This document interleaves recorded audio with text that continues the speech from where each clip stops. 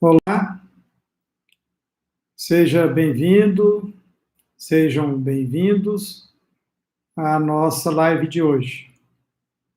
Hoje nós vamos falar sobre onde está a segurança do meu negócio. Estamos aqui no canal do YouTube e estamos também no Instagram. E todos são bem-vindos para acompanhar conosco o tema de hoje, onde está a segurança do meu negócio. Sejam bem-vindos, tanto no nosso canal do YouTube, quanto no canal do Instagram. O tema é muito interessante. Podem deixar suas perguntas aqui no chat, que a gente vai buscar responder na medida do possível, do tempo nosso. Nós vamos aqui buscar responder as perguntas, as questões que todos possam querer compartilhar, sugestões e tudo mais, tá bom? Então, sejam bem-vindos todos. Este tema, ele é muito significativo, porque ele parte da premissa da segurança de uma empresa, segurança da estrutura da empresa, da sede própria, dos equipamentos. Ele parte da estrutura física e todo o parque de equipamentos, maquinário. E é sobre isso que nós queremos abordar hoje, para que você possa ter o maior domínio sobre essa questão e ter cada vez mais habilidade para tomadas de decisão. Tomar decisão. É trabalhoso, às vezes, escolher entre uma questão e outra. Daí a necessidade da gente trabalhar o tema. O brasileiro gosta muito de dizer assim, é meu carro, é minha casa, é minha empresa, é minha sede própria, é meu caminhão, é meu armazém. Então, como que você pensa sobre isso? Meu caminhão, minha sede própria. Para iniciar, nós vamos contar um caso real, uma situação que aconteceu. Já faz alguns anos esse caso, mas ele é o mais rico aqui para que a gente possa dominar essa questão com mais condições, possa ampliar as nossas habilidades do assunto, tá? Para iniciar nosso bate-papo, nosso estudo, nossa live, nós vamos trazer um caso. Há alguns anos, nós fomos buscados para poder fazer um plano de negócio. Nós sabemos que um plano de negócio é um plano para abrir uma nova empresa. O empresário, que já era empresário no Mato Grosso e em Rondônia, ia abrir uma unidade em Tocantins, Palmas. Então, ele já tinha feito todo um estudo, mas ele estava tendo dificuldades de dimensionar a lucratividade e, principalmente, a rentabilidade do seu negócio. Então, ele nos buscou para fazer um plano de negócio. E nós fomos fazer o estudo.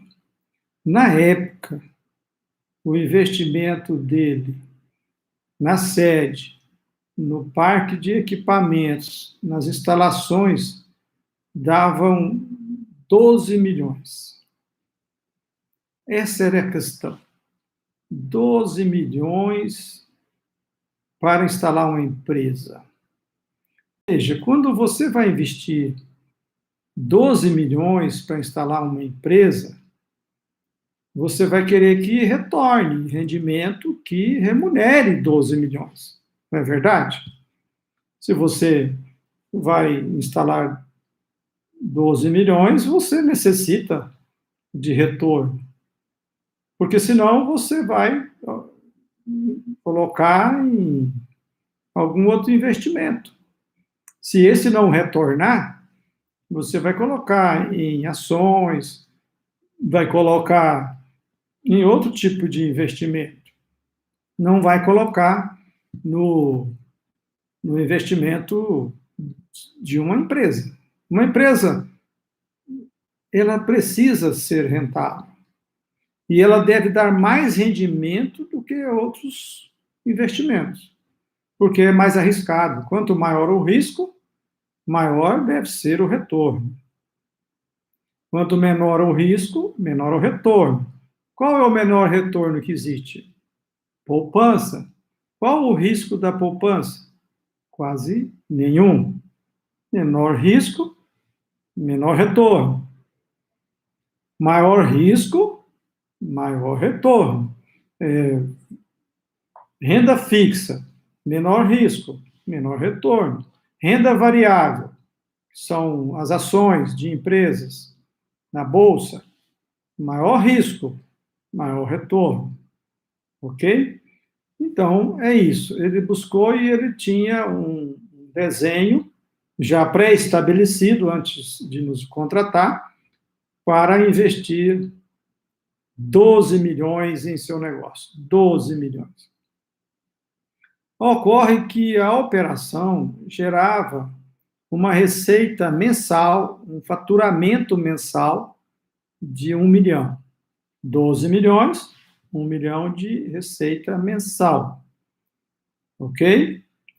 Ou seja, 12 milhões de investimento, 12 milhões por ano de receita, de renda bruta, faturamento. Correto? Qual era o lucro líquido desse 1 milhão? O lucro líquido de 1 milhão. Para quem está chegando agora, nós estamos falando de um caso real para iniciar a nossa live de hoje, que o título da nossa live hoje é Onde está a segurança do meu negócio? Ok? Nós estamos falando sobre ter propriedade própria, ter instalações próprias, isso é seguro ou não? Então, esse caso inicial é para ilustrar um caso real, para ilustrar essa questão. Então, o retorno desse 1 milhão de reais era 20%, dava 200 mil reais. 200 mil reais. Era a previsão. 200 mil reais era 20% sobre o faturamento. Porém, qual é o percentual? Vamos calcular junto aqui. 200 mil sobre 12 milhões.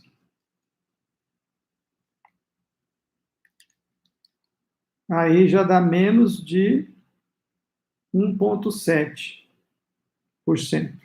Ora, um retorno de uma empresa tem que ser em torno de 5%. Então, estava inviável 200 mil sobre 12 milhões. 1,66%. Então, veja, estava inviável. E nós fizemos um plano para que ele alugasse, arrendasse praticamente tudo, quase tudo. Em torno de 85% de tudo que ele iria instalar. Iria a sede, ao invés de construir uma sede própria, ele iria arrendar. Uma série de equipamentos, veículos, ele iria alugar, arrendar. E nós baixamos os 12 milhões para 2 milhões, mais ou menos, na época. Eu estou arredondando para facilitar o nosso entendimento disso. Baixamos para em torno de 2 milhões. Então, aí já ficou uma renda muito maior. 200 mil sobre 2 milhões. 10%.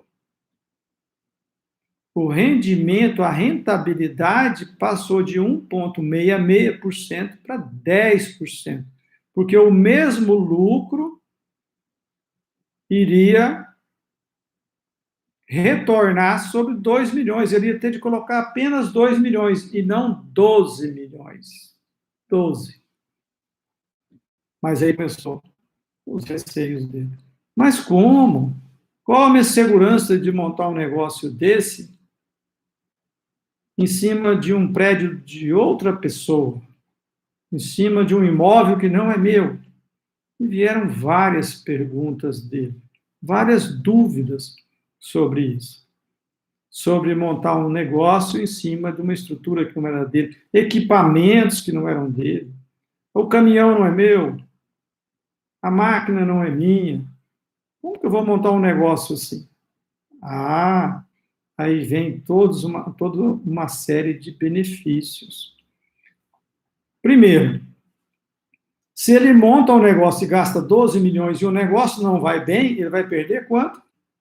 Quase tudo. Provavelmente o imóvel perde menos, mas o restante deprecia demais. Se ele monta um negócio com 12 milhões, ele tem de retornar muito mais. Ele é obrigado a ter um lucro imenso. E se no primeiro, segundo ano o lucro não for bom?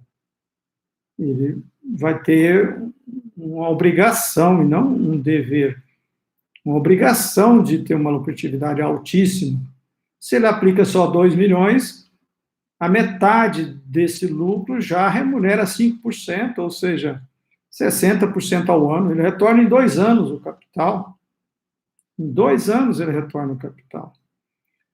De forma que, se ele gasta 12 milhões, ele arrisca 12 milhões.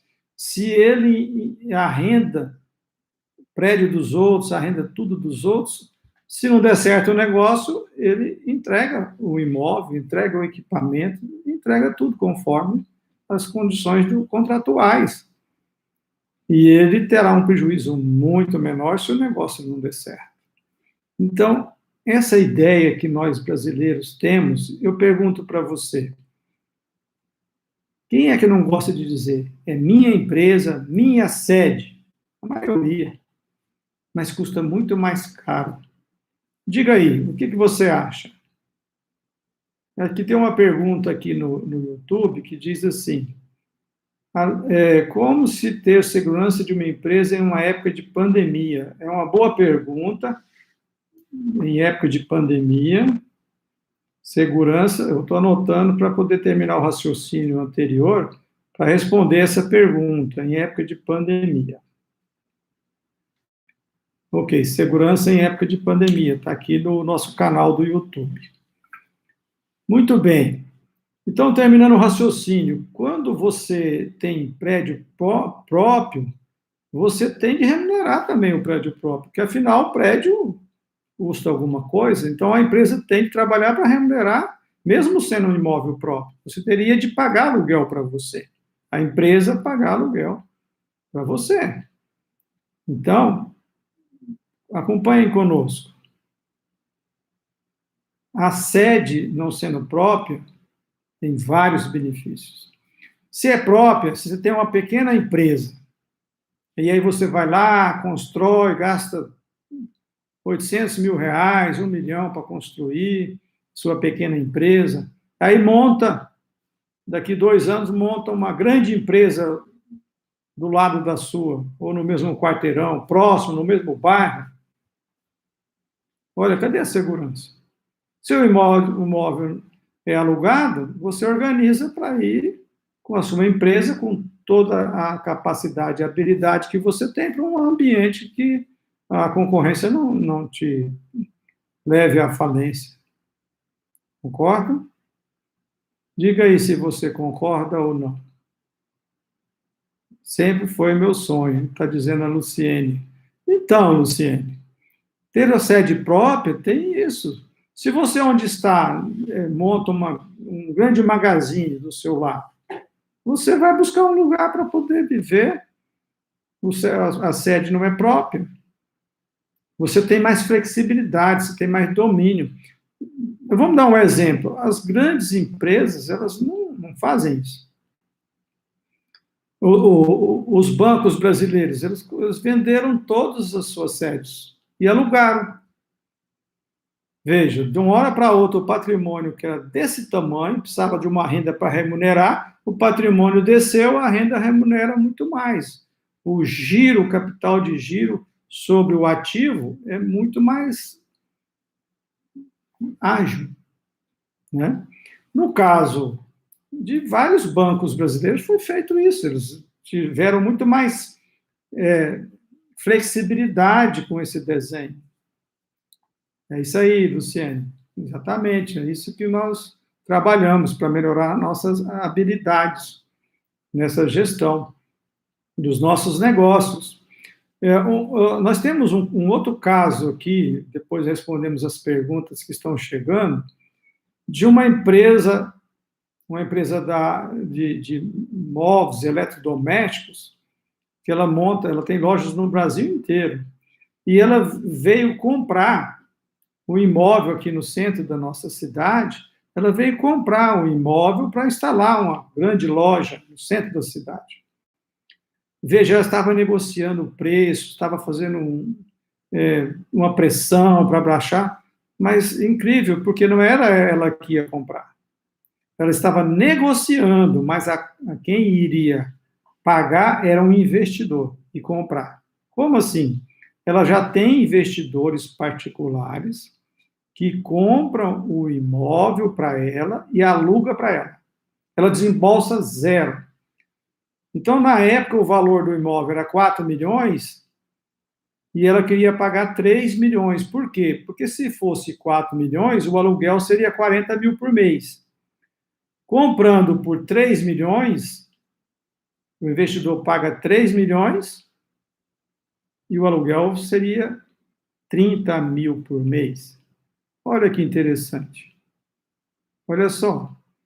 Mas, então, por isso ela queria baixar. O investidor, para ele, tanto faz comprar um imóvel por 4 milhões, por 3 milhões, por 4.500, por 5. Se o investidor pagasse 5 milhões, ele teria uma renda de 50 mil reais por mês de aluguel.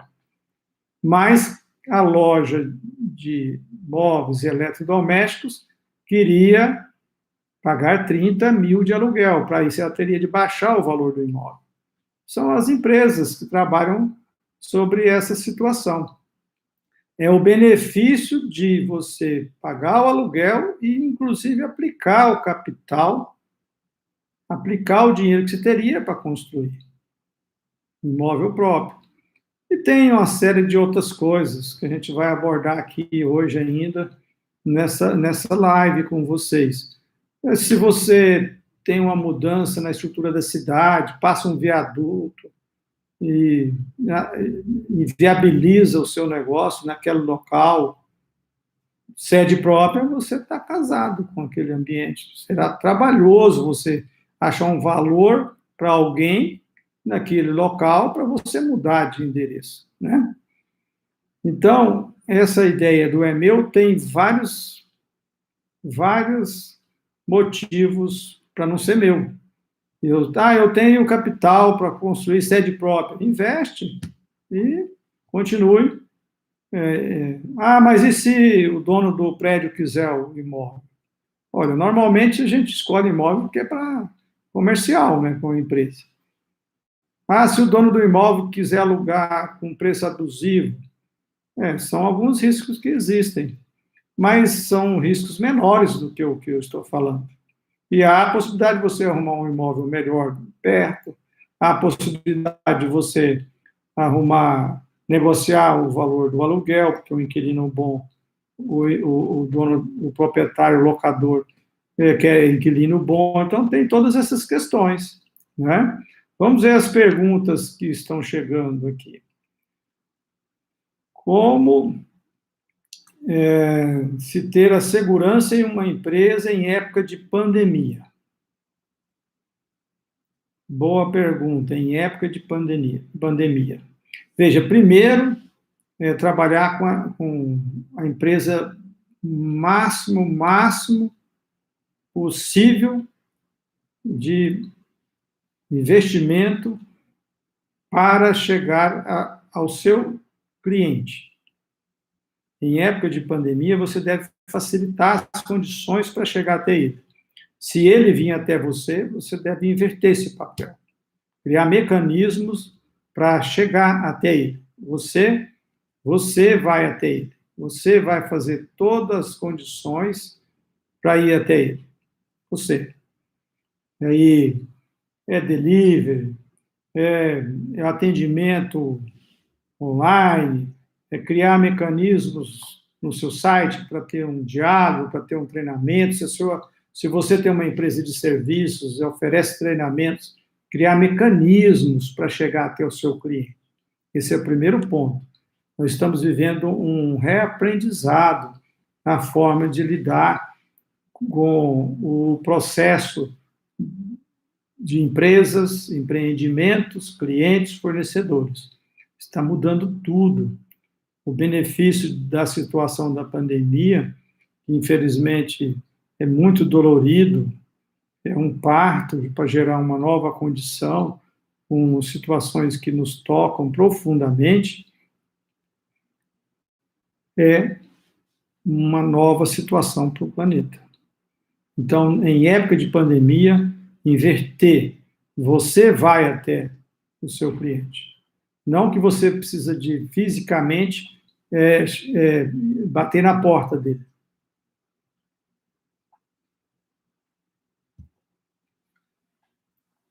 Criar formas de fazer. Em todas as áreas, serviço,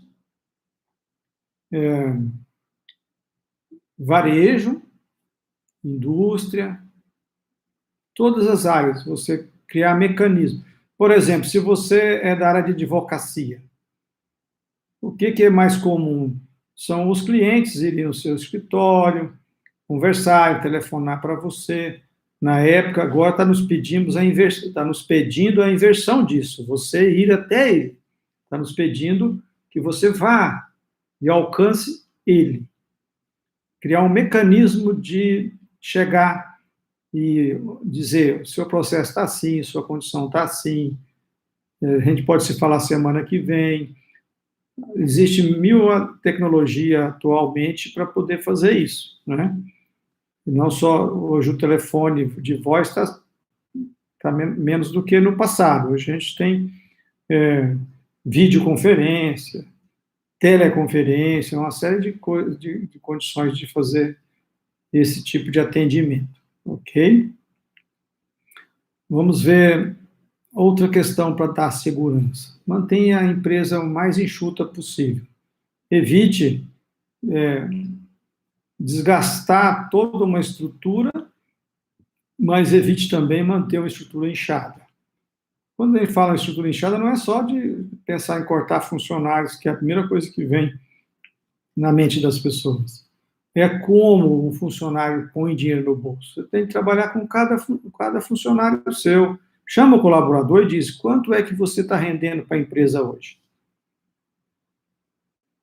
Quanto de dinheiro você põe no bolso da empresa hoje? Não estou falando de fazer pressão com o seu colaborador, estou dizendo, chame ele e comece a ter um diálogo consciencial, conscientize ele que é uma época dolorida e trabalhosa, que ele deve fazer todos os esforços para a estrutura daquilo que ele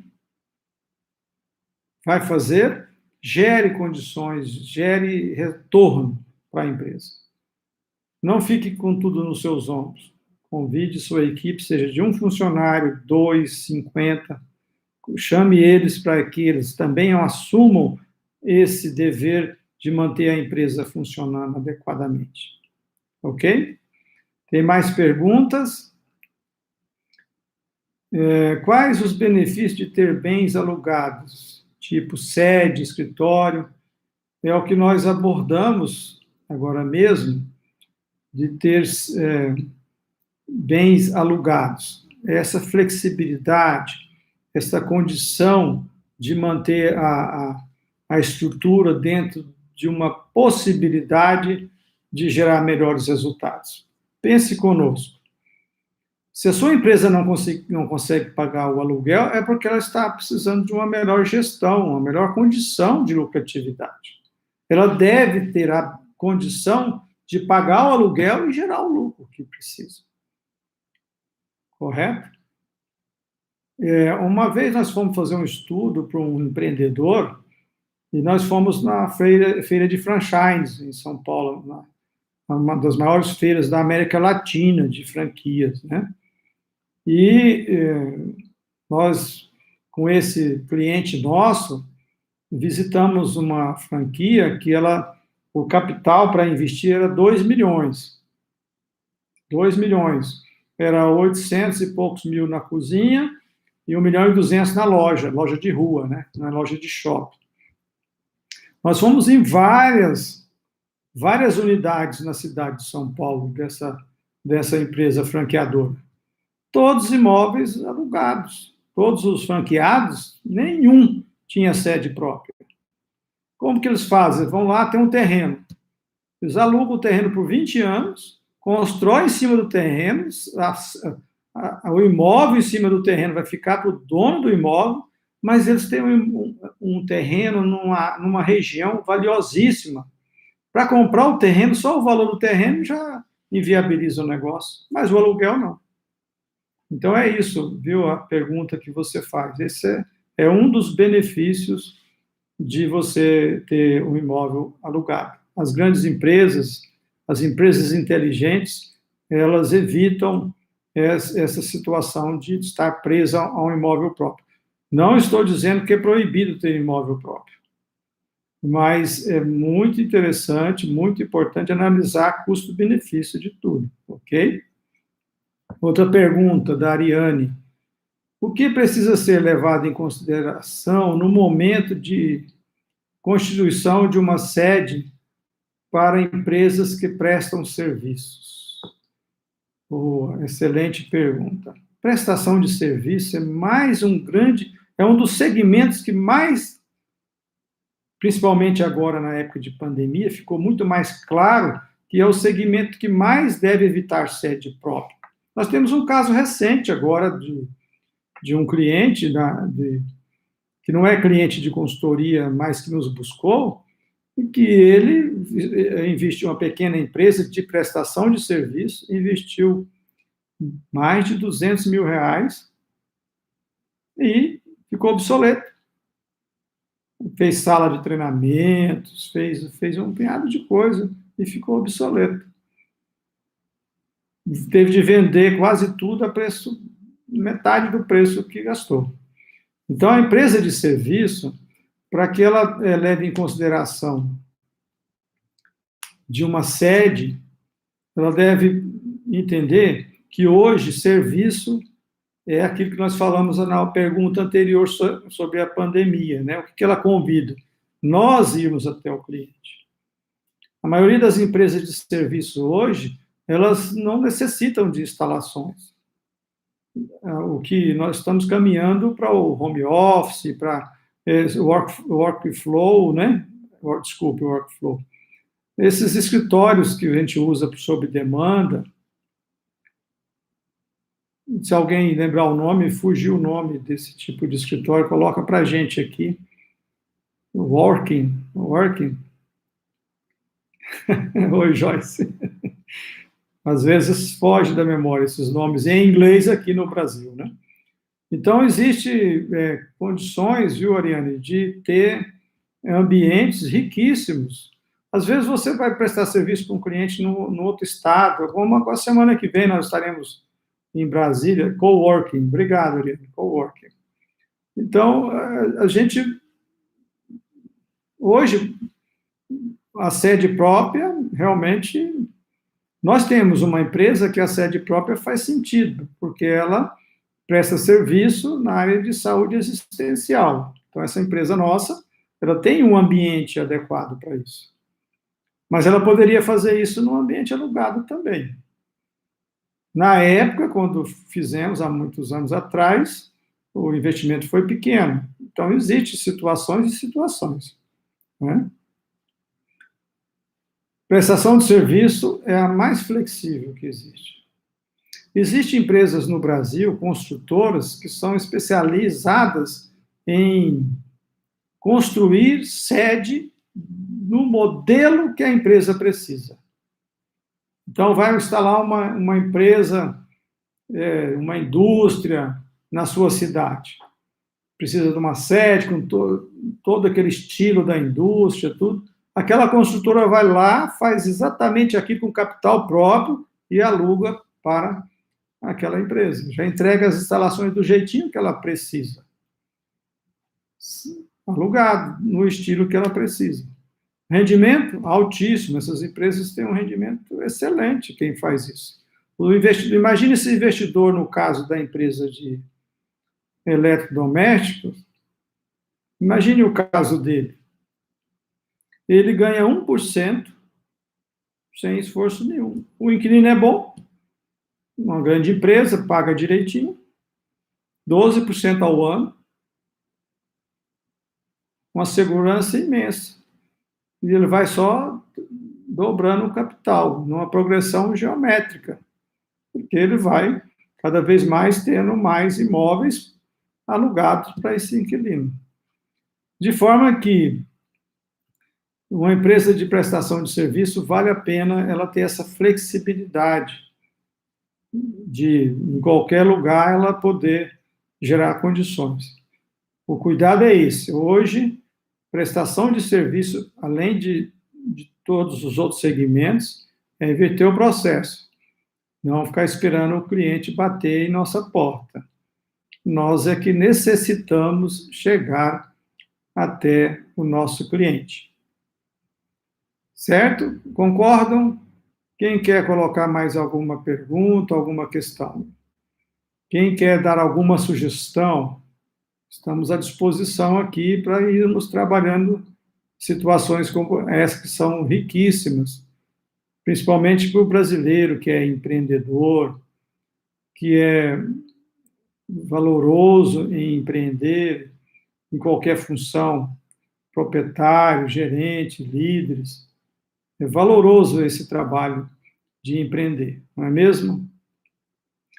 E a segurança.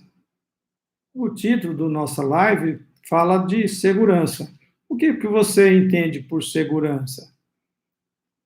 É ter muito capital de giro? Segurança é ter muito dinheiro em caixa? Às vezes não. Às vezes não só isso, né? Além disso, além de ter uma boa gestão de caixa, ter condições para poder manter a empresa com longevidade. Uma questão sobre segurança são os ciclos. Os ciclos. O que são os ciclos? O ciclo de escassez e de abundância. Em ciclos, dependendo do segmento, a cada 5 anos, a cada 10 anos ou a cada 20 anos, tem um ciclo que finda com uma depressão. O que significa isso? Que a cada ciclo desse vai passar um período de escassez. Depende do segmento. Por exemplo, uma mineradora, são instalações caríssimas. O ciclo desse segmento é 20 anos. Então, vai ampliando a capacidade instalada, vai aumentando a oferta, daqui um tempo, vai passar 1, 2 anos de escassez. Se a empresa não tiver a capacidade de manter uma gestão de caixa, de ativos, giro do ativo, ela vive bem 18 anos, 19 anos, depois ela em 1 ano, 2, ela vai à falência. Já o segmento de varejo, a cada 3, 4, 5 anos, a gente tem um ano ruim. Historicamente, quem está aí há 20, 30 anos no mercado sabe disso. O que é mais comum acontecer? Um processo de muita insegurança. O empresário trabalha para pagar as contas, montam, às vezes, unidades sem capital de giro, dão o passo maior do que as pernas, né? Investe muito mais do que devia, temos N casos disso, principalmente de situações de varejo, está vendendo muito, está crescendo, e aí vai crescendo, crescendo. A hora que vem a depressão, vem um recesso, ele não consegue manter aquela estrutura toda aquela despesa fixa, todo aquele escritório, toda aquela equipe, e não consegue desinchar rapidamente, e não consegue desmobilizar rapidamente, falência. Então, é preciso entender que a segurança passa por ciclos. Sede própria, às vezes não. A maioria das vezes, não. Caixa, reserva técnica, condição de investimento, equipe, tudo isso requer de nós grande habilidade. Alguém tem mais alguma pergunta para nós? Vocês acham que isso vale a pena? Esse é um assunto que interessa a você? Então, nós temos um outro caso real, que pode enriquecer nosso espaço aqui. É de uma empresa que ela começou pequena, ela tinha uma estrutura muito pequena, numa área de um shopping da cidade, uma área do shopping que o custo era pequeno, a lojinha pequena, só que ela conseguiu ampliar bastante o seu giro. E foi crescendo, crescendo, crescendo, e aí piorou a casa própria, foi investindo, abriu um novo shopping na cidade, ela abriu também, comprou fundo de comércio, todas as instalações e tudo. O que aconteceu na primeira recessão? Perdeu tudo que tinha, a garantia da casa própria que ela deu, que era a casa própria, mas deu como garantia real, passou a escritura, perdeu todo o processo, ele teve de refazer, começar do zero, tudinho de novo. Então, segurança no negócio próprio não é imobilização. Agora eu quero entrar num outro aspecto disso. Você que está nos acompanhando, imobilização e giro. Toda empresa ela tem aquilo que gira. O que gira é estoque, é dinheiro no banco, são os recebíveis, isso gira. Isso paga conta. O estoque é um capital de giro menos veloz, que ainda tem de ser vendido para gerar recursos. Os recebíveis já é um giro mais rápido, você já vai receber, já vendeu, vai receber. E aí você tem caixa, bancos. Esse é o giro. E abaixo do giro aqui nós temos imobilizado.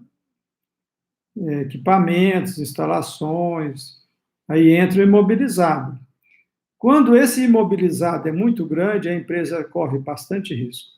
Quando a participação no patrimônio da empresa imobilizada é grande, a empresa é uma empresa vulnerável. Quando a participação do imobilizado é baixa, no caso que a gente citou já no início da live, quem entrou agora, depois assiste, vai estar no nosso canal do YouTube, vai estar no LGTV, IGTV.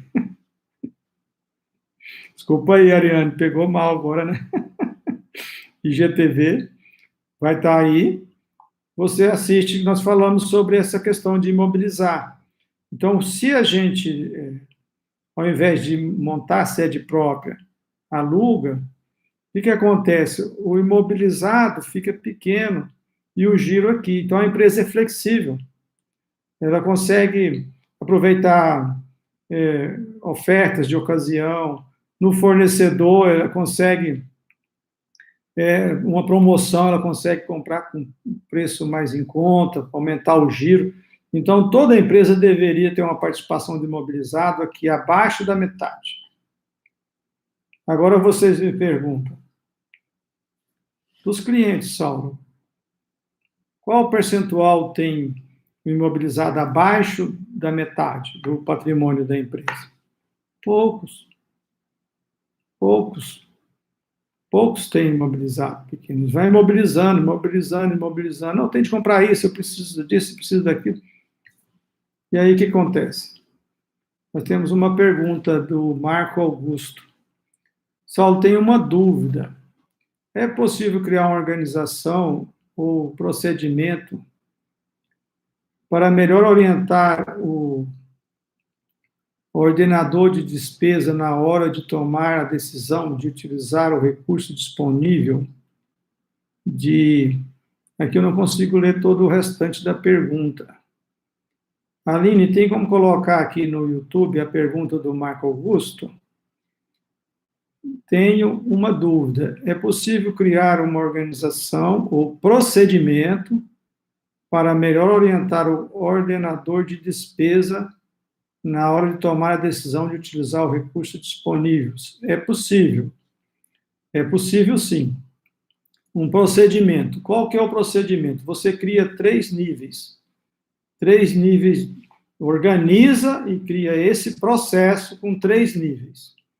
O nível daquilo que é reposição diária, ele toma a decisão sozinho, ok? Ele vai tomar a decisão sozinho, porque é uma reposição de algo que acontece sempre. Material de limpeza, de escritório, você faz o orçamento do ano e diz, você tem X de verba, que você tem o dimensionamento já de quanto que gasta, por exemplo, de material de expediente para o escritório, um exemplo aqui para facilitar. R$300 por mês na pequena empresa.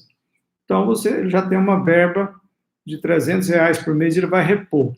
Existem, então, itens que ele vai repor. Não é pelo valor, tá? Viu, Marco Augusto? Não é pelo valor, que é R$1.000. Tem empresa que cria procedimento assim. Até R$1.000 você pode comprar sem falar com o diretor, ou sem falar com o gerente. Não é isso. Não é por valor, é por categoria. Categoria, material de expediente. É R$300, é R$500, então você faz o orçamento e dá essa alçada para ele. Pode ser no software da empresa, pode ser num sistema de controle daquilo, porque depois você vai medir e vai ver se ele está cumprindo o orçamento. Se é R$500, você vai ver todo mês se está gastando R$500. Esse é o primeiro nível. O segundo nível isso é uma delegação para o ordenador de despesa, tá, Marco? O segundo nível já entra itens esporádicos de uma manutenção, quebrou o ar-condicionado, então a manutenção de um veículo. Aí, esse segundo nível, ele vai trazer o orçamento para ser analisado, tá? Ele vai trazer ali para um conjunto de pessoas, depende do tamanho da empresa, se é uma empresa maior, tem que ter ali um setor de decisão. Por que isso? Antes de falar do terceiro nível. Porque grandes empresas no mundo todo pararam de dar verba. Por exemplo, se dá uma verba para uma unidade, uma filial na cidade e tal, e a pessoa nem precisa daquele dinheiro, ele gasta, porque ele tem a verba. Então, o processo, a organização, Marco, não é dar uma verba para ele gastar. Tá? O primeiro nível é por categoria de valores que só repõe mensalmente, trimestralmente. O segundo nível é de custos esporádicos, de manutenção, de situações que acontecem, o segundo nível. O terceiro nível, nas empresas de indústrias, que tem de comprar insumo, nas empresas de varejo, que tem de compras para repor. O ideal é central de compras. Como que funciona uma central de compras? Você traz um gerente de vendas, mais um vendedor, depende do tamanho da empresa, você traz alguém de venda. Tá? Você traz alguém do financeiro, que sabe o quanto que é trabalhoso pagar os fornecedores, se exagerar na compra de mercadoria de revenda, certo? E o responsável pela compra. Então, faz ali um QG, uma central de compras. Você pode ter até mais pessoas ali, o proprietário, sócio, diretor. Você pode fazer isso, você faz semanalmente. Toda semana, uma central de compras. Quem é de vendas quer comprar muito para revender. Fala, não, vamos comprar porque vamos vender muito. Vamos. Quem é do financeiro vai puxar. Não, nós temos muitas duplicatas para pagar para fornecedores. Não, compra muito não. Então, essa negociação da central de compras vai achar o equilíbrio. Nem vai faltar mercadoria, nem vai exagerar na compra e encontra-se o equilíbrio. Essa é a rotina, ok? Os 3 níveis. Primeiro, segundo e terceiro. O primeiro aqui, que é reposição. Olha o Fernando Ottoni Carvalho, que prazer, amigo. Está fazendo uma pergunta. Uma construção civil é viável? Sim, é viável, construção civil. Mas a construção civil, Fernando, tem vários segmentos, né? Tem aquele que eu já citei, que é... Falou, Marco? Muito bom. Tem aquele que é o que eu falei agora mesmo, que é as empresas que constroem para alugar, mas aí depende do inquilino, da condição, do segmento. Tem empresas que constroem para revender, tem empresas que fazem a construção para receber pela mão de obra, né? Esses são os mais comuns. Tem alguém que quer construir uma casa, construir um condomínio, tem a empresa que constrói e é remunerada para fazer esse trabalho. Tem a empresa que constrói já com grandes inquilinos, já faz no modelo dele, e tem empresas que constrói para alugar, mas assim, sem ter o inquilino já indicado, ok? Qual que é mais viável? Todos os 3 são viáveis. Precisa ter habilidade. Construção civil precisa ter muita habilidade. Porque aí entra uma série de detalhes, como o financiamento do imóvel, entra se a empresa, se é uma construtora, se ela é gericada, é o nome que dá, gericada na Caixa Econômica Federal, ou seja, se ela tem condições de construir com capital da Caixa Econômica, e aí ela tem de vender esse imóvel, então há muito risco nisso. Para uma construção civil de pequeno porte, a sugestão que eu dou para o tema da live de hoje, que é a segurança das empresas, é dissolver o risco da fonte de renda. Como que significa isso? Ao invés de você fazer um galpão, um barracão grande para um único inquilino, você faz uma galeria, uma pequena galeria, e você tem ali 10 inquilinos. Qual que é o benefício? Porque você tem o risco da inadimplência, o risco da renda. Você faz para ter renda, e de repente, se você fez um galpão, tem um inquilino, o inquilino tem problema financeiro, não dá conta de manter a empresa em dia, ele vai atrasar os aluguéis e a sua fonte de renda vai ficar comprometida. Agora, se você tem 20 inquilinos, por exemplo, no mesmo ambiente, 2, 3 está com dificuldade de pagar, você tem 17 que estão mantendo a viabilidade da renda, se é o caso da construção civil dessa forma. É isso, Fernando?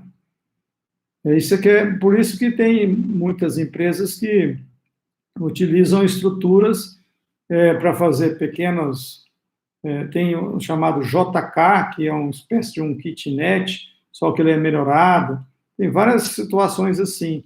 Em cidades que têm muitos estudantes, existem várias oportunidades nesse ambiente de construção civil, ok?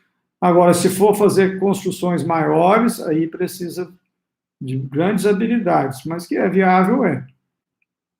é muito viável. Nós temos clientes na área de construção civil, essa crise agora da pandemia, do isolamento, aumentou muito o custo do material de construção, aumentou substancialmente, e a situação ficou mais complicada para cumprir compromissos. Por isso que é aquele exemplo que eu dei. A empresa com imobilizado menor do que a metade do patrimônio dela. Se esse imobilizado é grande, ela é pouco flexível. Qualquer aperto financeiro, ela fica inadimplente. Ela não consegue cumprir com seus compromissos. Pegue tudo que você tem na sua empresa, não importa o tamanho da sua empresa, se é de serviço, se é de varejo, pegue tudo que você tem, some tudo que é recebíveis, soma estoques pelo preço de compra, tá? Pelo preço de custo, e dimensiona o que você tem. Some também o seu imobilizado, tem uma moto, tem um carro, tem equipamentos, tem isso, tem aquilo, some tudo, tire o que deve, você vai ver o seu patrimônio. Aí você pega o imobilizado meu, vou dar um exemplo para ficar melhor. Vamos supor que o patrimônio da empresa é R$1 milhão. Se o imóvel próprio, equipamentos próprios, veículos próprios, pode ser que 900 mil, 800 mil seja imobilizado. Então, tirou o que tem para pagar, o que é de giro é só 100 mil. Essa empresa ela corre grande risco. Passar uma época de isolamento como esse agora, ela fica inadimplente com suas contas. A empresa que vai criando, cada vez mais vai distanciando o giro do imobilizado, ela mantém o imobilizado aqui. Ah, precisa de mais um veículo para entrega. Aluga. Não mexe, mantém o seu imobilizado. Aluga. É mais barato do que carro próprio, sabia? Já todos os estudos que a gente tem feito, o aluguel é mais barato do que carro próprio. O carro próprio é mais caro do que alugar um carro. Além dos benefícios que o carro alugado tem, de se trocar ele todo ano é novo, já vem com seguro, se der um problema, você avisa a empresa, ela vem, repõe uma bateria, alguma coisa. Se bate o veículo, ela já põe um veículo novo e aquele vai para a oficina. Vários benefícios. Então, se você tem de aumentar a frota, não aumente o imobilizado. Mantenha ele aqui. Alugue. Por quê? Se você alugar, você vai ter um custo menor do que o imobilizado e vai manter o imobilizado aqui. E vai aumentando o seu giro, aumentando o seu giro. Se tiver uma recessão, mesmo que você diminua o giro, mas você consegue passar por um período sem ir à falência. Você tem fluxo de caixa para suportar naquele momento. Compreende? Então, esse é o recado nosso de hoje. As perguntas hoje foram menos do que nas últimas lives, mas acreditamos que o assunto foi abordado. Alguém teria alguma pergunta que não foi abordada na live de hoje? Nós falamos, então, sobre ter sede própria, falamos sobre imobilizado, trouxemos os exemplos, as questões de maior segurança. Desculpa. Demos exemplos reais de grandes empresas. E nós podemos finalizar dizendo para você assim: existe algum momento que você recomenda sede própria? Existe algum tipo de empresa que sim, às vezes fazer um financiamento, tem no FCO, por exemplo, que o valor da prestação é o valor do aluguel. Mas aí todos aqueles requisitos de local, para evitar, de repente, tem de ir lá no plano diretor da cidade para não ver se vai passar um viaduto ali, onde você está querendo construir sua sede própria. Tem de observar o risco de abrir um concorrente grande do lado seu.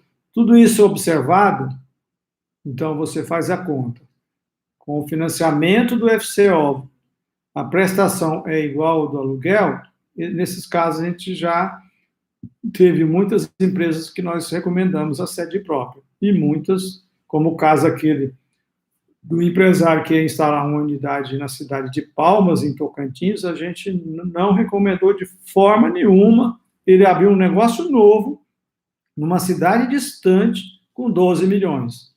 A gente abriu com 2 milhões, foi bem sucedido, teve um retorno muito maior. Então, pode ter sede própria, ninguém é proibido, tem muitas empresas que têm sede própria, mas tem de observar o tamanho da sua empresa, o risco que ela tem de uma hora para outra ser tragada por um concorrente que chega ali e abre uma unidade imensa e você não tem ainda condições de concorrer com ele. E todos os casos que a gente trouxe. Eu agradeço, então, a presença de todos conosco. Espero que a live de hoje tenha sido contributiva.